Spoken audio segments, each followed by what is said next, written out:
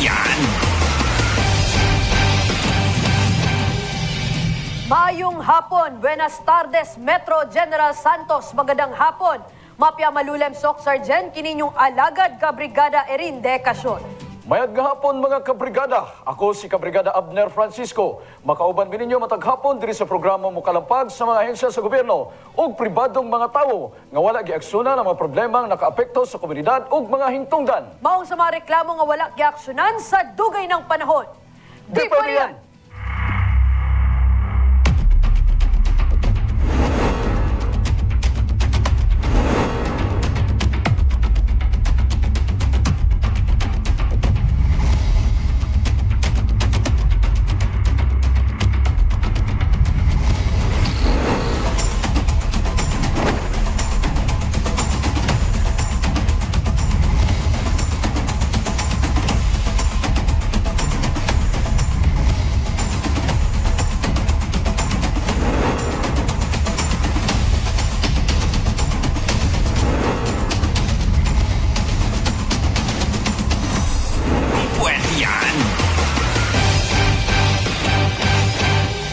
Ano nga Webes mga kabrigada, September 2, 2021. Kumusta mga kabrigada? Mayong hapon sa itong Mayong mga hapon. kabrigada na nagkapedra silang panimalay karon, nagamerienda, Kabrigada Abner, nagamaksan coffee as of this moment, no?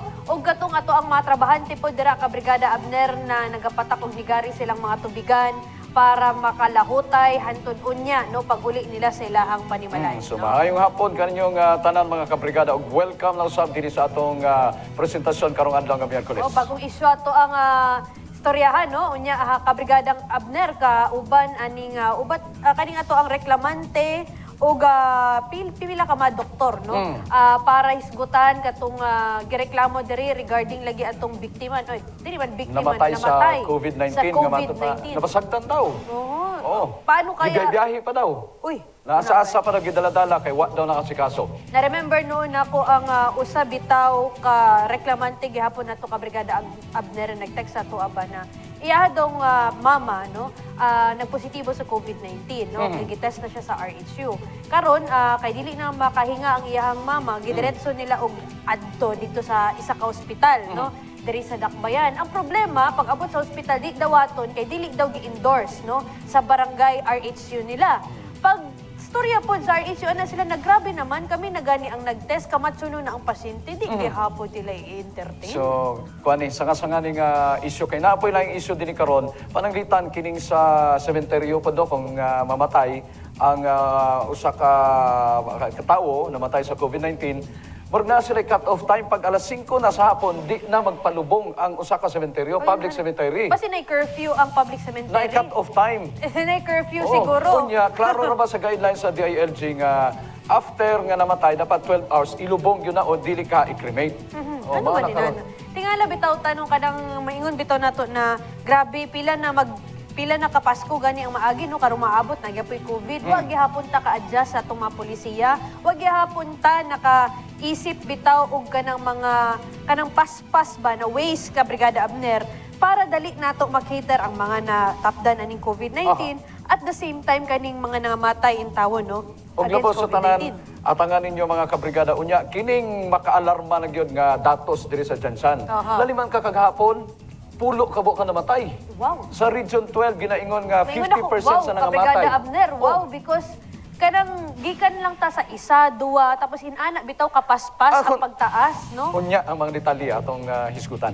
Okay. Managlahi nga may isyu ang atong hisgutan, may kalabutan sa inyong komunidad, bisan pa man personal nga isyu o pribadong individual nga gusto ninyong ireklamo o problema nga buot ninyong mahatagan o pagtagan. Sa mga magtingayon nga dunay problema o dili ba ka gibunuangan sa ilang mga partner, di pwede yan, hisgutan nato na diri sa atong programa. Kung doon na po mo'y mga pangutanan legal, mga pangutanan ninyo, ipadala ninyo inyong mga mensahe sa numero nga nasa inyong TV screen o dili ka i-message ninyo ang official Facebook page sa Di Pwede Yan. Ang mga pangutana gikan sa atong kabrigada. Una, sa akuan na nagdako akong apo. Human, nagbulag iyang ginikanan. Karon nga 15 years old na siya, kuhaon na siya sa iyang papa. Dili gusto mo ban akong apo. Sakit kaayo nga ako ang nagpadako, tapos kalit lang kuhaon sa ako. unsa akong buhaton. Ug ang kaduhang pangutana gikan sa atong sender, dako nga kantidad ang nawala sa kumpanya, unya i-charge naman hinuon sa amuang nga mga empleyado. Naaba na sa ato ang balaod. Pwede ba may magreklamo ani? Ang tubag sa mga pangutana anaa sa huling parte sa atong programa at angi mga kabrigada. Samtang mikabat na sa 10,156 ang citywide COVID-19 cases sa Jansan. Na. Agoy, grabe ni Na, ha? natanggi nga. Double digit, Kabrigada Abner. Sa bagong executive order nga gipagawas, gibutyag nga anaa sa critical level ang syudad sa COVID-19 average daily attack rate. Ato kanang hisgutan, dinhisa opinyon. Sa Executive Order number 36, epektibo ang pagpalawig sa General Community Quarantine sugod gahapon, September 1 hangtod September 7. Lakip niini ang pagpalawig usab sa No Movement Sunday, limitado nga happy hour sa mga bar ug curfew. Batod pa, luyo sa ginapatumang General Community Quarantine kung GCQ, sukad miadtong Hunyo, padayon ang pagtaas sa ihap sa mga nataptan sa virus. Tipik sa EO36, General Santos City, despite its GCQ classification since June 2021, continues to experience spike of COVID-19 incidents where the average daily attack rate, hospital bed capacity, as well as the positivity rate percentage of those tested are at critical level. Ikaw, Kabrigada Abner, unsa imong komento, bahin niini. Makakulba ang mga datos nga nagawas karon na Brigada Irin. Gani kagahapon balikan nato kung giingon ka gani ha. Kagahapon ang kining namatay sa COVID diri sa Jensan napulo. Grabe. Napulo. Unya ginaingon nga 50% ni sa mga nangamatay sa tibok Region 12. Unya kung tanawon nimo ang datos ni atong milabay nga mga adlaw, ni atong milabay nga semana, ang average sa mga nangamatay isa lang, duha, upat, kalit naman ang kanapulo kagahapon. Abo ganyan na itong pangutana, no, Kabrigada Abner, no? Unsa ang bitaw naka-contribute ani ba na reason? Tungod ba kay katong ginatawag bitaw nato na nana sa critical level tong atong mga hospital beds diri o katong versus bitaw sa number of mga health workers no na available no to cater these patients, no? Namang good day mga hospital jud diri Kabrigada Abner kay siyempre nakaiba man ang mga rooms ang mga COVID patients, no? Ano lang kanang mabilang lang pod ang mga nurses na naka-assign sa ilaha. Tungod lagi kani pong danger no nagidala ning COVID-19. So ilang termino nga gigamit critical level. Wala pa sila nag-ingon nga overwhelmed na. Dili Wala pa. pa so far. So critical level basig hapit-hapit na sa kining katong level nga na overwhelmed na ang buti pasabot dili na makayam i-manage sa kining healthcare system. Ang katong na overwhelmed na pareha to na itabo sa India, sa Indonesia, di ba? Na overwhelmed na ang mga patay, dili na kayang kining i-manage sa mga punerarya, mga krematorium, ang mga pasyente dili na kaya i-absorb sa mga ospital. Dili ta gusto nga mahitabo na nga sitwasyon dinhi sa atong lugar. Mo jud ato ginaiwasan na mahitabo bitaw no Kabrigada Abner. Pero thinking no nakato bitawng karon katong dagan sa number sa naga-positive na lang ha diri sa Jensan. Makita nato na dati isa lang, 10, 20, karon maabot nag halos 100 na pa, di ba? 98 kagahapon 98, ang di isa ba? ka adlaw na nag positive, isa ka adlaw 98 kabuok. Di ba? So, nanabitaw ta dito sa giningon nato na di naman ni normal. Burag, dili naman itong nag-start patag, di ba, na tay COVID, no? Mas arang-arang pa itong dati na dili tayin ani ka katong pag-implement atong mga protocols, mga Sunday lockdown. Kay napata dito sa number bitaw na mingon nato na wala pa ta dito sa 3 digits, pero karon na burag na naunta tay itong mga pagsuot og face mask, social distancing, 50% capacity, ug unsa pa man na dira mga kabrigada, ni lala man noon, no? So, mao na sitwasyon. Gilatag natong sitwasyon base sa mga datos nga gipagawas pod sa DOH. Now ang solusyon nga ilang gihimo, gi-extend ang kining quarantine classification nato na ata sa GCQ karon no, sa General Community Quarantine hangtod 7 September 1 hangtod September 7. Nay mga comments Brigada Irin nga ano man ning anong gitingi-tingi daw. No, sa September 7 lang daw, dili December. Dili lahuson nga to December Dili daw. daw, December Ano mga comment? 2021. Pero na-wisdom actually din na, na-wisdom din na. Nga naman, mag-assess sila every now and then. O, di ba? Kung tanaw nila pagka 7, kung medyo ingon nato nga nagapadayon gyud nga nagataas ang rate o padayon nga naa sa critical level, basig mag-issue sila og bag-o nga mga guidelines nga mas istrikto. So dili pwedeng taas pag kayo. Na po na rason. Kung sinapod kaya no ng mga bagong guidelines sa to ang kanang ipagawas nila if ever no kabrigada Abner na dili inato ang mahimo bitawng pagbaba no sa number of cases and nangamatay aning COVID-19 at the end of September 7. Remember no karon kabrigada Abner na natay Sunday lockdown na ginatawag nato, natay curfew, natay katong pagpatuman og mga 50% capacity no dili tong wala gyapon tong mga mass gathering na ginatawag nato no. Anaa gihapon na mga kabrigada but still dili sa inana ka epektibo diri sa ato ang So kung dili siya nga na ka-epektibo, dapat gina-assess nila kung kinahanglan nga mag-shift or mo ilista dito sa mas istrikto nga mga kining palisiya. Parang ano ba, are we looking at GCQ with heightened restrictions? Namang kayo na term, di ba? GCQ with heightened restrictions, mag-MECQ ba ta? Ayaw na lang unta, no? Dili unta ta maabot sa inana. Okay, ang pag-MECQ, raba, ang kuan dito, ang pinaka-salient point dito, ang public transport, may pangulungon, prohibited ang pagbiyahe sa public transport. Walay bus, walay mga van, mauna ang sa MECQ. Naanata sa next level na, after sa GCQ, MECQ na ba ya? Diba? MECQ na eh, diba? Mo na ato ang tan-awon bitaw karon kabrigada Abder. And syempre katong sa itong mga kabrigada nagatanaw karon no, kung na-feel ninyo or napansin ninyo nakamupod mismo dira sa inyong lugar, dili kaayo mo nagapatuman anang mga protocols na ginatawag nato, kamupod mismo, patara lang pud mo og kanang gawas, wala mo nagasot og face shield or face mask. Rethink no mga kabrigada kay dako ang mahimong impact ni ini kung mobalik na pud ta ng MECQ or ACQ diri sa dakbayan. Okay. Samtang mialma ang pamilya sa usa ka mitaliwan nga COVID-19 positive, tungod matod pa napasagdan sila sa Rural Health Unit sa Fatima. Kani imuhang papa sir is wala pa gyud ninyo na that moment lang yung nabalaan na nagpositibo ni sa COVID-19 ang imuhang amahan. Tama ba? Katong test sa kuan sa Jagan, mao to siya nga time na positive ang result. Pero tong mga previous days na lain ng paminaw sa imong amahan, wala pa i-test na gibuhat sa inyo ha ang Wala ma'am. Aha. Okay. Klaro, at least klaro. So katong namatay na adto mo barangay gingon nimo, so asa ninyo sunod gidala ang bangkay sa mga amahan? Pag-abot na mo dito sa quarantine facilities, so naay isa ka lalaki ug duha ka babae ngadto. So nag-istoryahan na ini. Gani na patoy gipakita sa mga nga number, so gihatag sa mo kay kadto sa kuan daw to sa pagpakremit. So nangayo pud ning number ato. Gani una-una sila pang nanawag katong babae nga taga kuan crematory.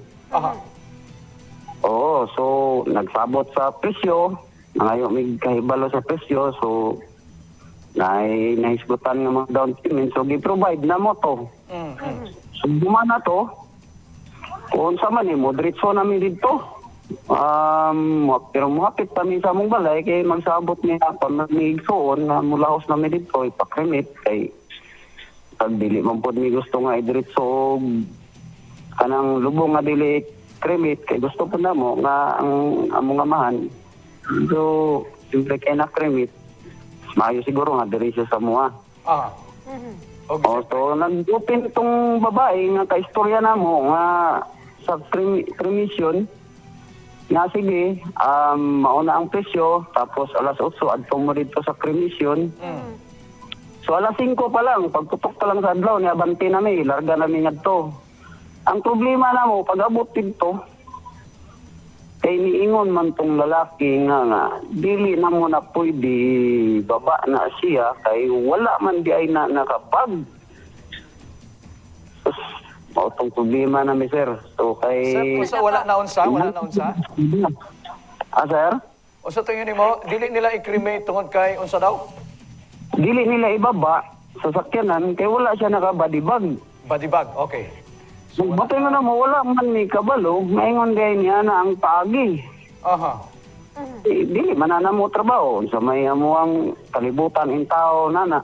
So, sir, Ang amuang, namudan na dito. Aron ma-proseso siya, ma-cremate siya. gikan dito sa ospital, sir. Bayad. Gikan dito sa ospital, wala gi-plastar, wala gisulod og body bag ang bangkay sa imong amahan? Wala sir, wala. Wala gyud. So ang nahitabuan ni, kamo rin nagkuan ani, nagpahakwat ani. Sila lang.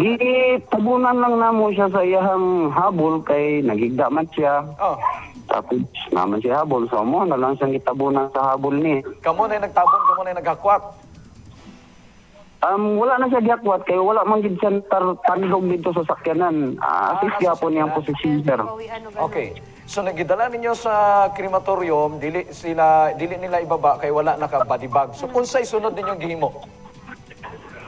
So ang himo na mo sir, mubalik ta sa dagan kay kuha ko na to tong iyahang papel nga doon ay pinirmahan sa doktor tong details paano siya matay, yung sakit, time of death. So and then nadumi. So gihatag to sa mo sa doktor nga among ikinahanglan sa hospital. And then mo proceed na pod mi sa balik na pod mi sa barangay kay sa barangay man jud ay ang kuha nato. So sigon pa sa istorya nila. So kay nag-isip ni basig magramubing na pud tani. Pangita taga-asistan mo makaasi sa tuwa. So yan tong istasyon dito sa Tunoy. Okay. Dito man din na akong amahan. Dati pa gaduyog sa kanang gitara. Yes. Kaila sa iha. So basig matabangan ta. Kasi kung paano na to ni Sakto. Kasi wala, gutom na kayo. Patay mga to. Kasi hindi isar na itong patay. Mudaghanig. Mga matay tani. Gani, naghigda lang may sa pindalan kay di na gyud makaya mo mga mata mo tiyong na gyud. So mo to ya mong gihimo sir nakot ni dito. Sa to pa sir, na dito pa lang sa ospital no, tung pagkamatay si mga amahan dito, wala na mo gi-advisean pud sa ospital na inani niyo dapat buhaton kay inani ang resulta sa swab no sa imong amahan no, inani kami ang mag-cater ani, kami ang dapat ibadibag ni siya or unsa man. Wala ba inana na pronouncement gikan sa ospital pud mismo?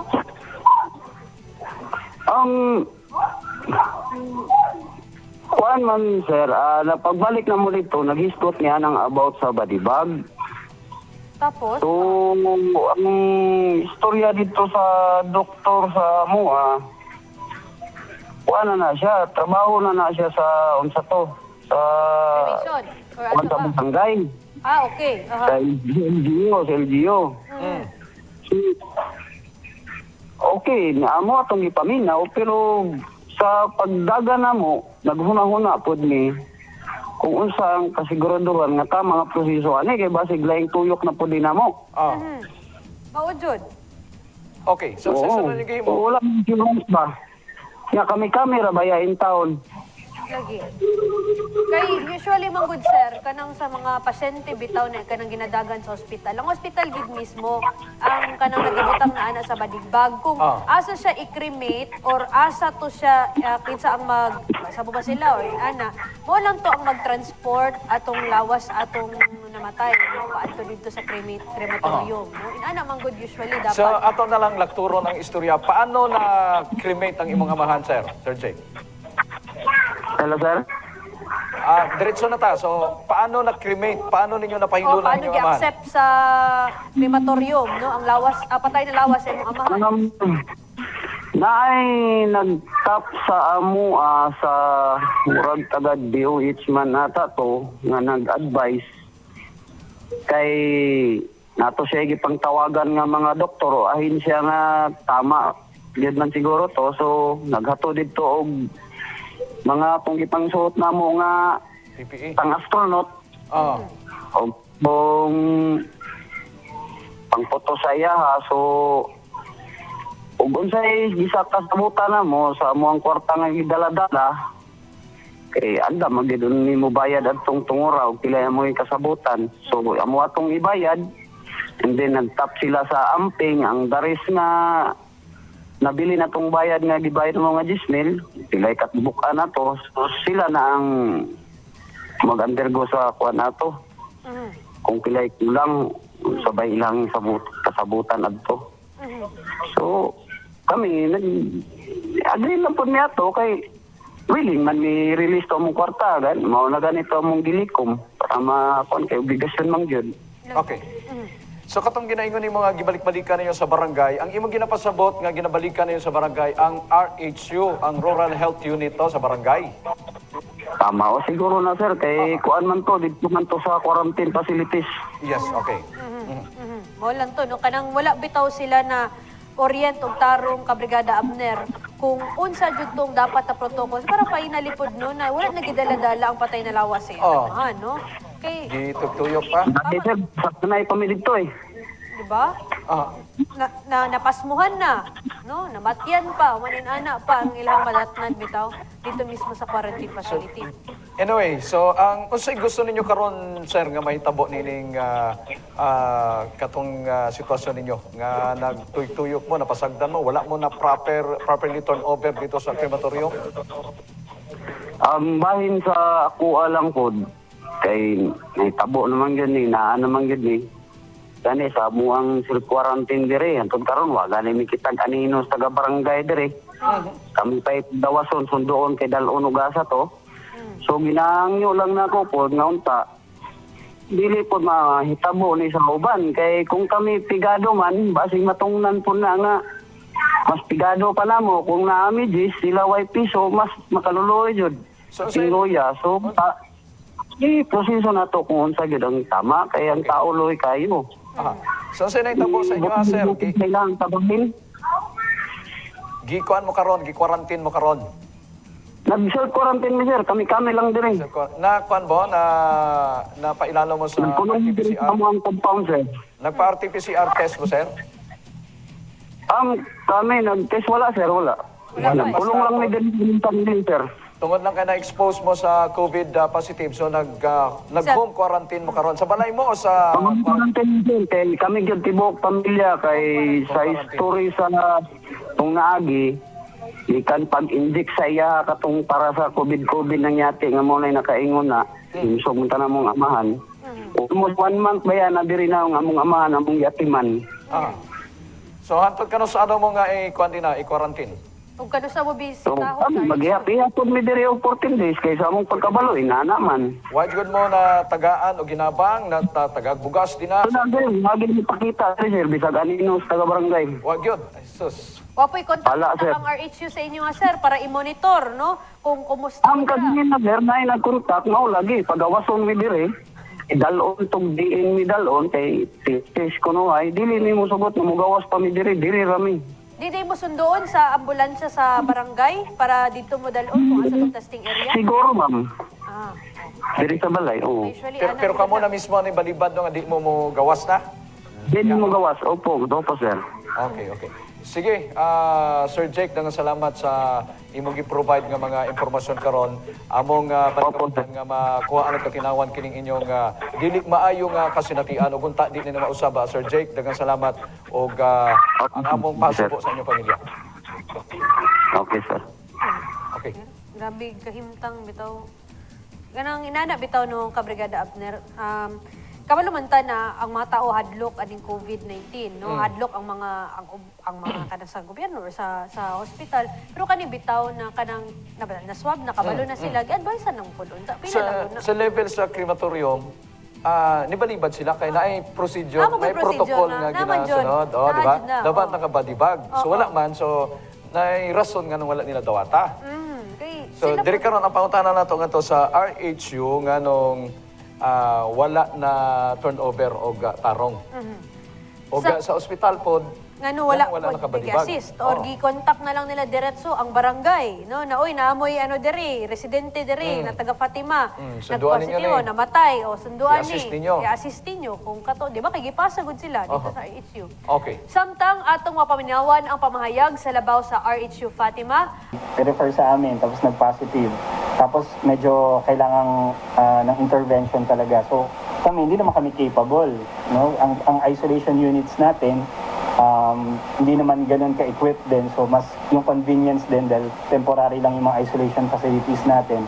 So sa bahay na lang natin pinapahintay, quarantine lahat sila doon. Tapos lahat ng mga needs, pinapabili namin oxygen and all. Until such time na mag-go signal ang hospital na pwede na itakbo. So ganun ang mga setup.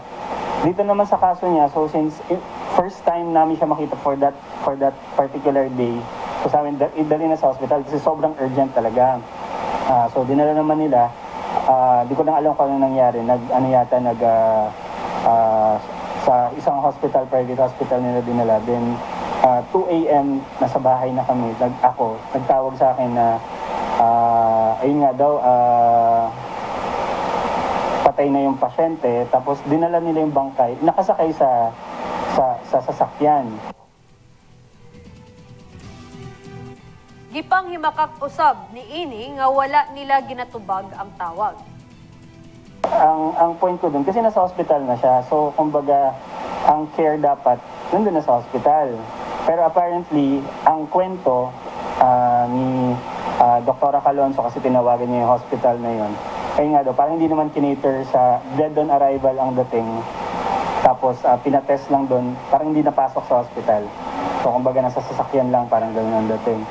So technically, first time kasi na magkaganon. Usually either nasa bahay or nasa hospital. So ang protocols kapag sa hospital, siyempre sila na magko-coordinate sa family, then the family will coordinate with the mga funeral services natin, and kung COVID suspect or COVID positive, cremate or immediate living, so ayusin yung ganun.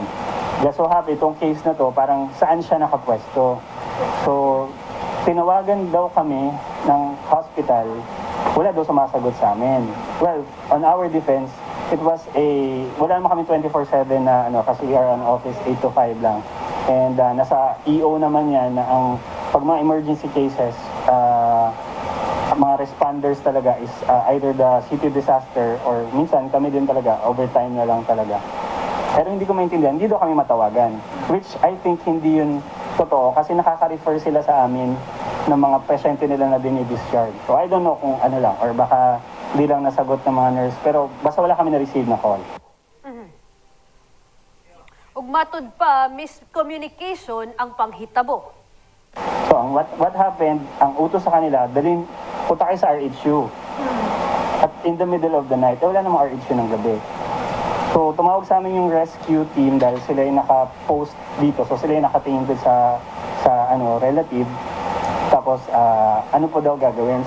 Ang advice ko nga, sabi ko, since alas 2 na kasi na madaling araw yun, usual pag kunyari, house death, ito naman yung mga protocol natin, house death na COVID, doon lang sa bahay, hintayin na pick up in ng coronaria.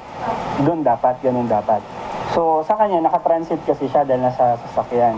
So, siguro hindi lang nagkaintindihan doon sa part na yun na, ang ano ko nga, mag-abang sila, tawagan nila yung coronaria, hindi ko lang pwede ko banggitin yung pangalan ng and then yung crematory services nga, and then hindi ko alam kung na-arrange nila yon. Then kung hindi man, ang advice ko doon na muna sa bahay until masundo ng coronaria. Baka morning na yan kasi anong oras na rin yun, madaling araw. So doon siguro nagkaroon ng problem. Siguro merong problem with communication talaga doon sa part na yun. Ug aminado usab ang RHU nga duna sila'y kakulangon. No, but we understand naman na kung may mga grievances sila na gano'n, siguro may pagkukulang kami siguro sa on our part na hindi masyado na-assist. Pero first thing in the morning, na-advise ko na ang mga nurses namin, na usually yun naman ang ginagawa nila, to contact the relatives. 3 pa nga yung number na nakuha namin eh. So, yun. Alang sa dugang detalye atong makahinabi ang usa sa mga nurse sa RHU Fatima, maayong hapon kanimo, Ma'am Kian Masamayo. Yes, Ma'am Kian. Mayong hapon. Yes, hello po. Good afternoon po. Yes po. Yes. Yes, Ma'am Kian, unsay inyong pagpaklaro ni ining reklamo nga matod pa Ipasagdan. napasagdan ko no kining usa ka namatay nga COVID patient ina sa RHU Fatima. Unsay inyong pagpaklaro ni inyong reklamo? As kasi ang nangyari niyan, sir, no? Good afternoon po sa mga listeners natin po ng brigada. Ayaw Kami po dito sa RHU Fatima po, sa pagkakaalam po namin, hindi po kami nagkulang. Kasi before po nangyari yung incident yan, last 2 weeks ago, before po namatay si tatay, pumunta po ang isang anak niya dito sa RHU regarding po sa situation ng tatay nila. Nagrereklamo po yung babaeng anak na after po ng bakuna ni tatay, August 3 yata nabakunahan si tatay po ng Sinovac.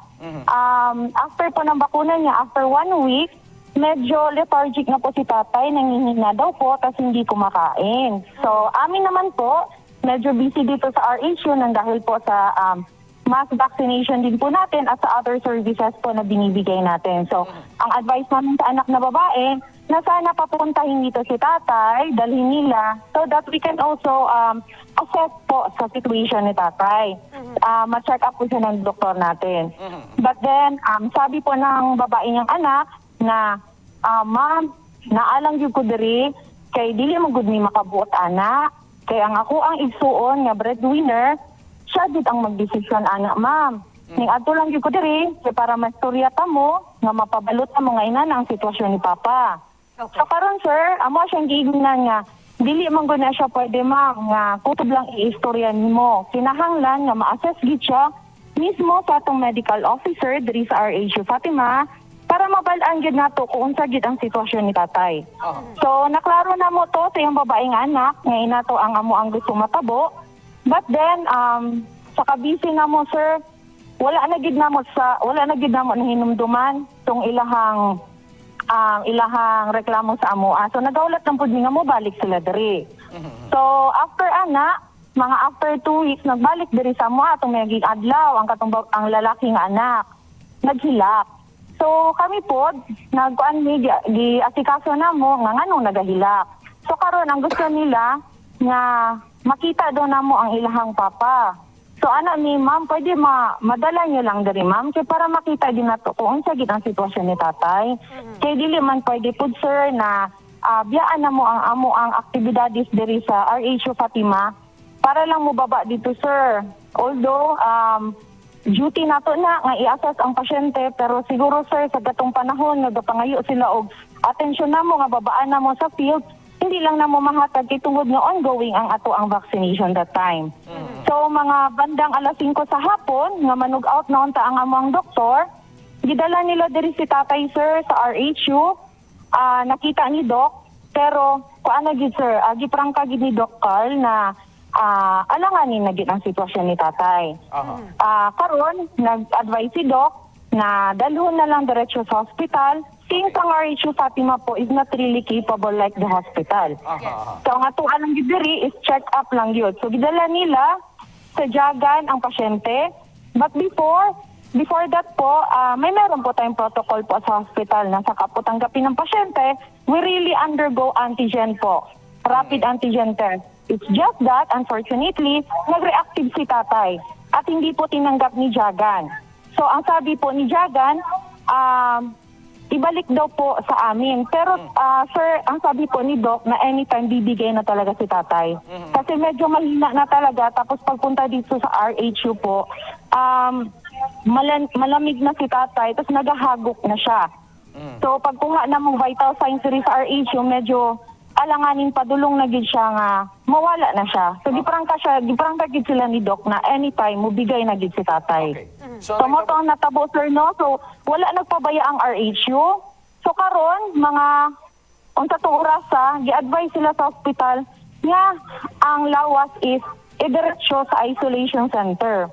So ako lang iklaro sa tanan no, ang atong isolation center is para po sa mga naka-quarantine na to nga mga kliyente. Dili para sa cadaver nga ihatod dito. Ang cadaver dapat ihatod sa funeral home. Okay. So ang amo that time siguro galibog ang matagtungod kung saon nila, yatagan na mo sila og numero mismo sa funeral home. Tapos that time nga amo silang ispriya balik para sa instructions, dugang pa nga instruction para sa ilaha.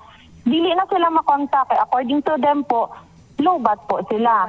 So ongoing ang ilang lakaw-lakaw ato, hindi na mo sila malocate kung asa sila kay dili makontak ilang cellphone. Okay. Dito na lang naman nakita nga nag-adto sila sa isa ka radio station and then lahi na ang gawas nga storya. Okay. So, ma'am, ang procedure dahil ini, dapat gikan dito sa ospital, dili na mo adto dina sa inyo ha, sa isolation facilities. Cadaver na. Okay, bangkay naman eh. Supposedly, sir, supposedly, sir, dili na siya ibalik sa among Aha. Pag once na ano na siya sa hospital, pag once na test nila, it should be the responsibility na po ng hospital sana. Aha. Pero ang mali lang po doon, siguro miscommunication lang talaga, na dapat sana hindi na nila pinabalik po ang patay na lawas ni tatay dito sa mong isolation area. Aha. So, mali itong advice sa ospital nga ipabalik pa sa isolation area. Yes po, Dapat sir. Kapag wala na talaga at pronounced kapag wala na po talaga at pronounced dead na po talaga yung tao, sana naman po, wag nang ipabalik po sa isolation center at wag po, ayun na, dili na nila i-advise pa nga mo balik diri sa RHU kay dili man makakiter o mga patay na lawas ang RHU, sir. Dapat ilang mo ng tagaan o connection nga pwede nila tawagan ni nga mga numero kung asa nila gusto nga magdesisyon kung asa nila ihatag nga funeral home ang patay nga lawas. Tama na. Sige, so klaro. Klaro, ma'am.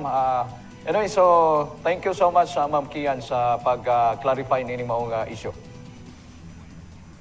Yes po, sir. Thank you din po sa pagtawag at na-clarify din po ang side namin dito sa RHU Fatima po. Okay, salamat, Ma'am Kian, sa imong pagpaklaro. Pero boss, ako apod bitaw, hospital man jud ang Hospital ang naay Hospital problema. man jud ang naay problema ani Kabrigada Abner. Kay kung katong pa lang pagkamatay siyang mahan dito kay giingon man ka sa hospital na burag dead on arrival ang burag nahitabo ba. Dapat sila gi-advise na Gihulat nila nila. na Gihulat nilang ipakremate mato na- taga punerarya. Oo, di ba? Na tawag na lang mo crematorium, no? Or asa na punerarya para mo na nang magkuha sa patay na lawas sa inyong amahan, no? Gi-advise what to pag-isolation area. Isang klase, wapod kabalo sa protocol, di ba? Oh, mauna unta ang taga-ospital magpaklaro po nini no kung nganong ingato man ang advice kung tinuod nga mao to ilang advice. Ay, for sure po, no, Kabrigada Abner, ikaw namatayan ka, dili ni mo dala-dalaon ang patay na lawas sa imong kapamilya. Okay, pati ikaw ma-expose ka sa danger. Oh, at the same time, nagug ka dito sa point bitaw of grieving, di ba, namatay imong amahan.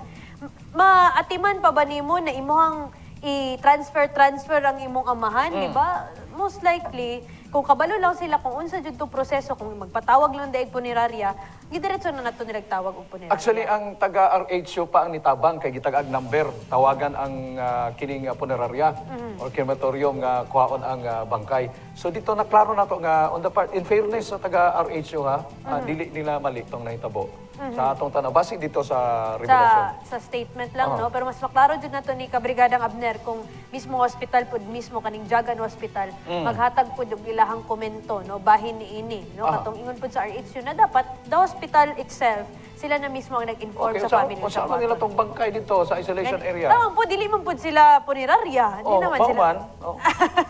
Diba?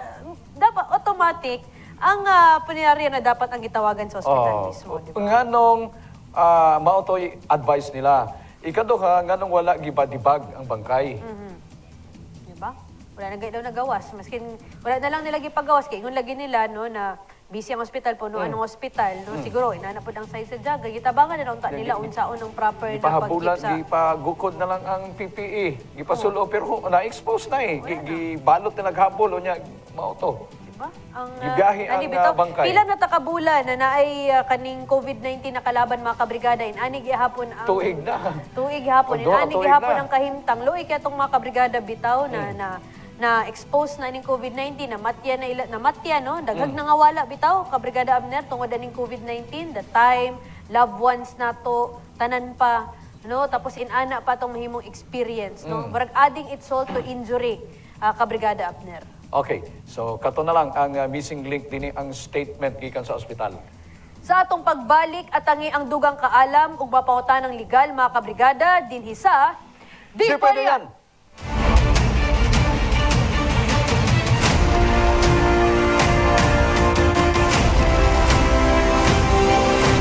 Di pwede yan! Ani ang dugang kaalam para sa atong mga kabrigada karong adlaw.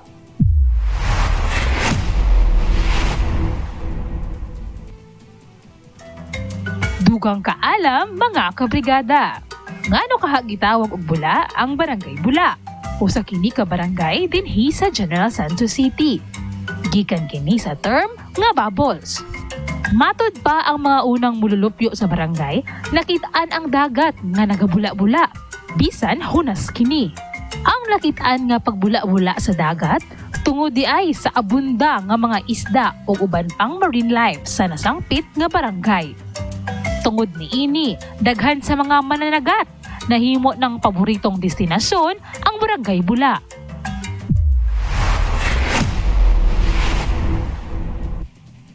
Unang tubagon ang pangutanang legal sa atong mga kabrigada.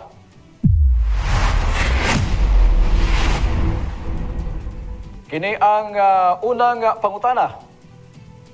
Naay nawala nga dako nga kantidad sa amo ang kumpanya nya i-charge sa amo ang mga empleyado naabay balaod na yung ana. Okay, alang sa tubag sa atong pangutanang legal, ato makauban pag-usa via Zoom si Atty. Glenda Narcilia Yuson.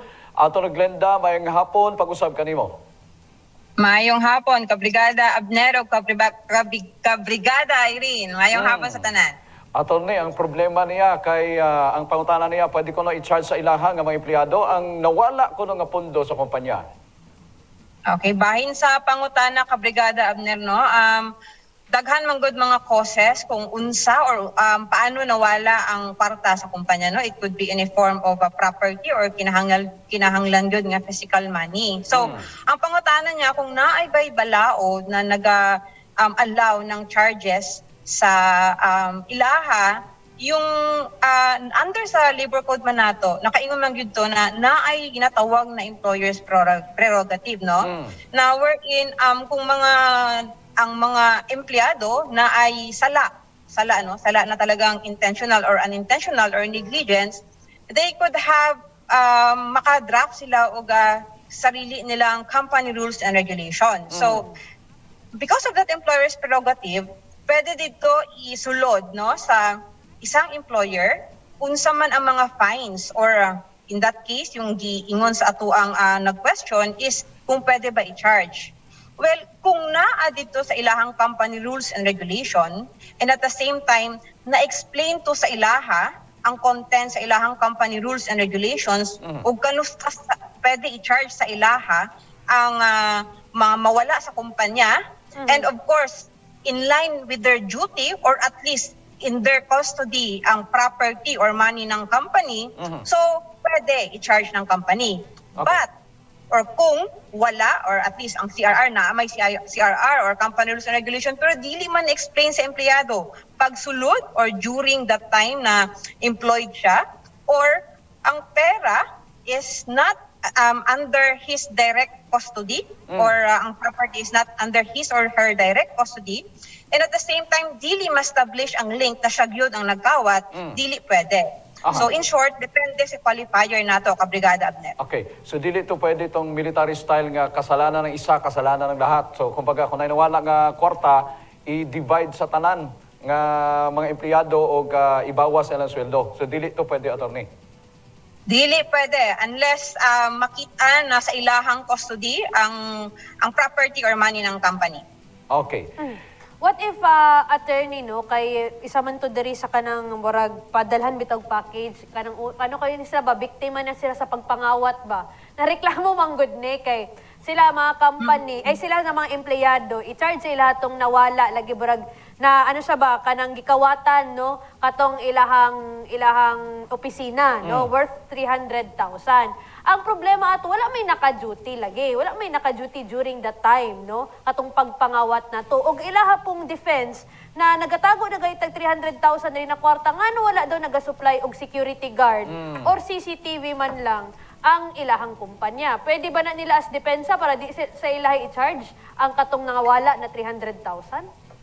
Actually, depende sa ilahang posisyon, Kabrigada Irene. Patay, Kung ang posisyon nila, mismo sa ilaha mismo, gipatago or sa ilaha o gi-accept po nila, no? Say, for example, pera man niya, so possible na sa mga accountant, assuming na lang sa accountant gihatag, parang gi-accept nila na sila ang mag-take ng custody na instead supposed to be may security or may ibutang sa bank. So, since gi-accept nila, kasi dili sila pwede maka-deny. Pero pagka dili, like say for example, isa rata sa ka-office, no? Isa lang sa office, sa isa ka-office, pulo sila.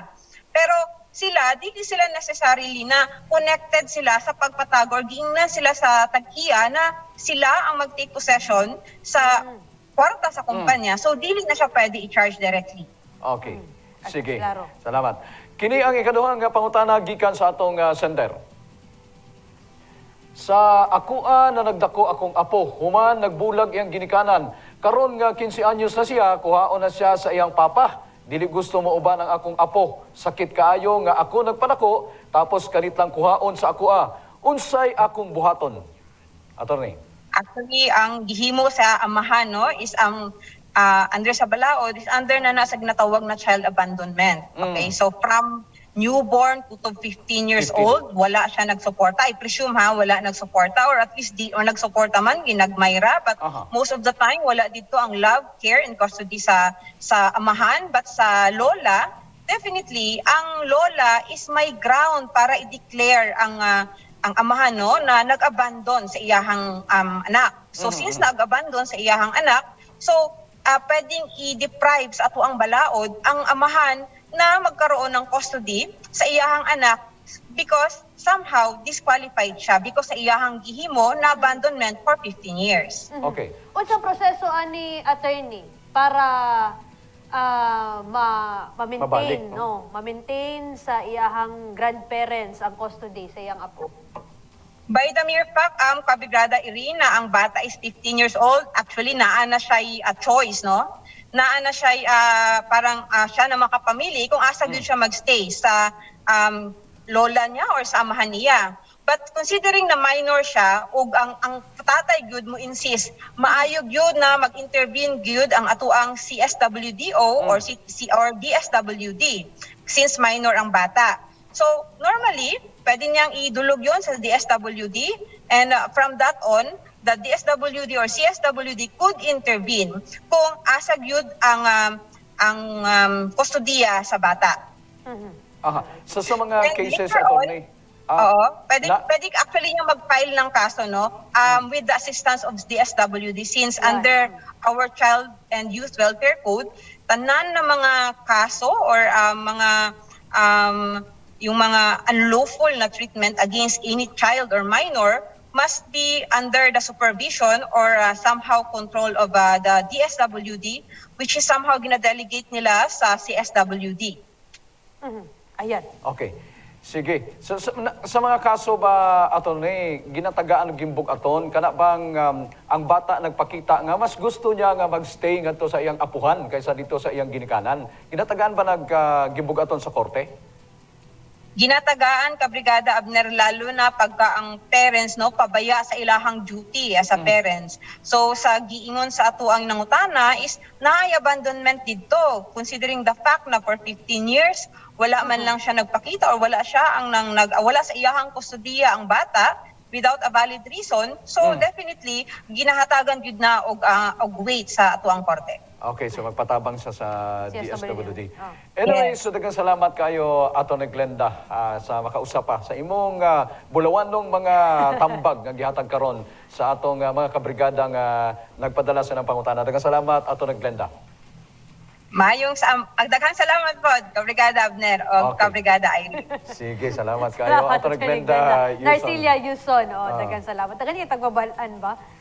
Salamat sa tong partner no, na si Attorney Glenda sa iyang oras o panahon.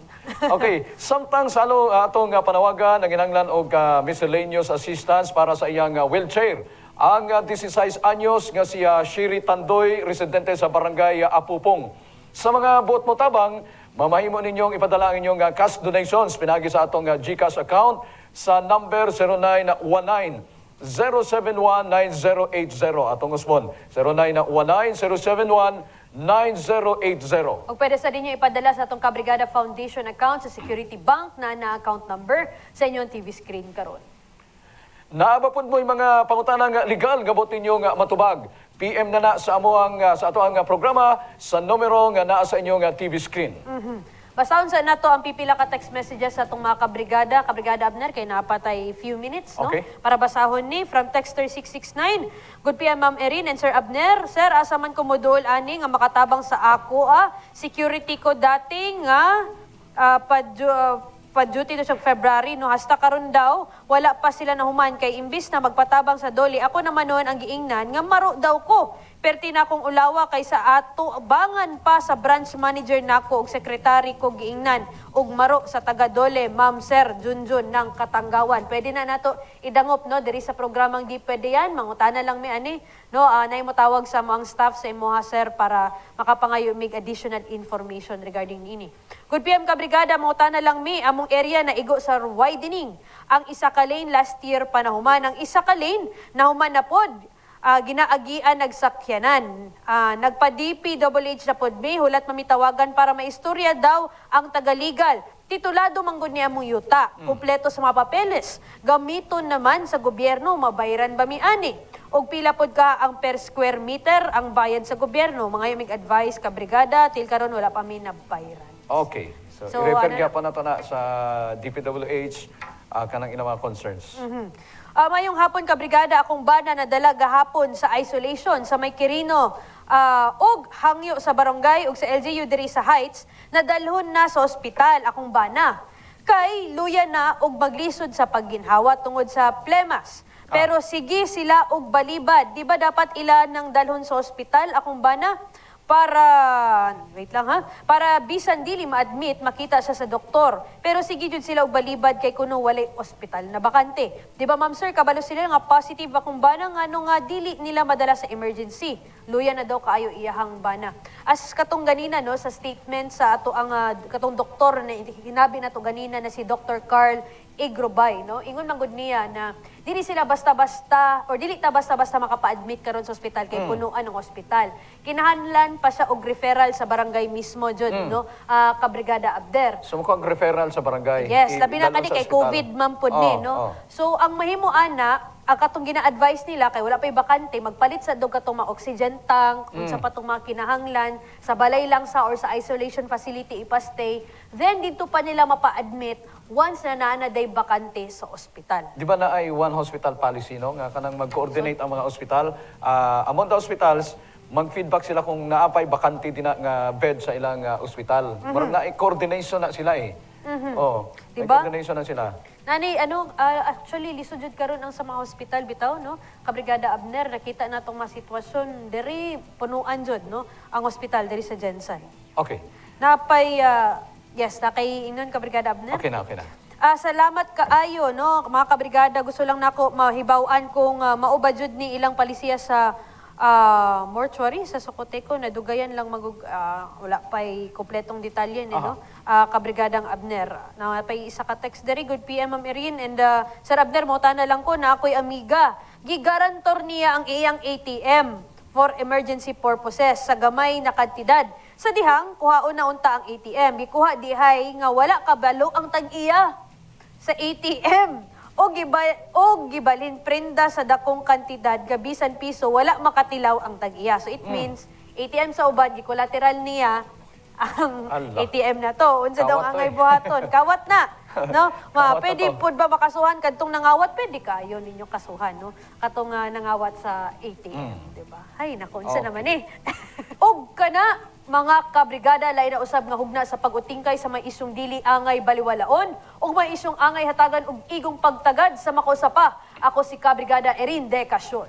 Ako sab si Kabrigadang Abner Francisco. Lairag yun mga kabrigada kung dunay kaalam aron sa ingon, katungod nato dili gyud mayatakan. Be proud of Jensen again. Barog Jensen! Kini ang Di Pwede Yan!